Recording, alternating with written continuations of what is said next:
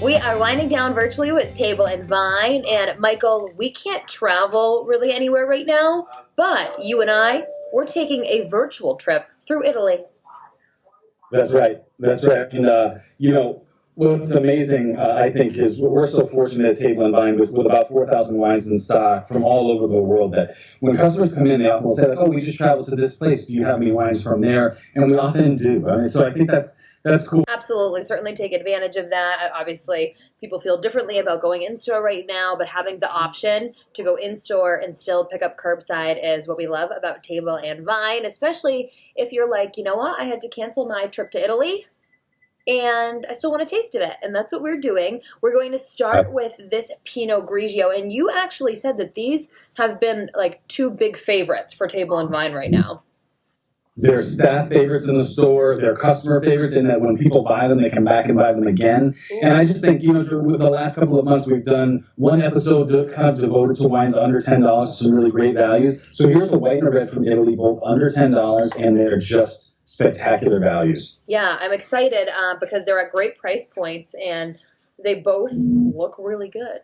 So Yeah, Colloredo is made in the northern part of Italy, in the Venice region, the Pinot Grigio. So it's really got that sort of cool climate, freshness to it, and it's totally delicious. And you can see when you taste it, you'll see why people buy it and they come back and buy it again. Okay, I'm ready.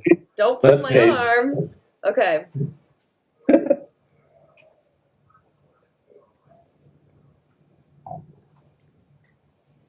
Wow.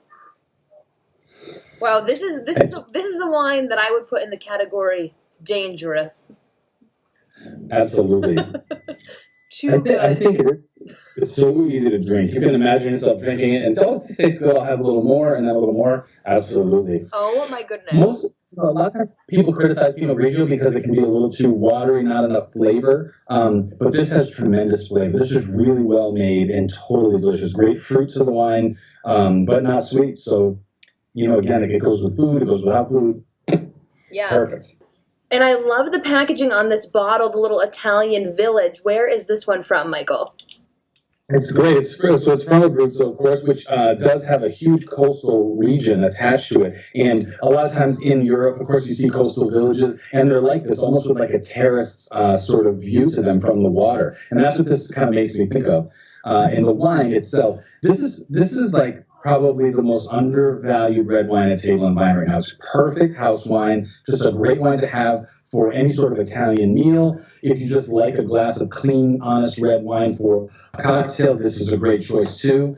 You'll see in a second, Jordan, when we try it, but this is really fun, very affordable wine. All right, cheers, Michael. Excited to try this one. Cheers. Awesome. Oh my gosh, so good. It's so good. Wow. Well, this is about to not be undervalued anymore at Table and Vine because this wine is absolutely, and it's not even, like, what would you compare it to? I would compare it to a Pinot Noir.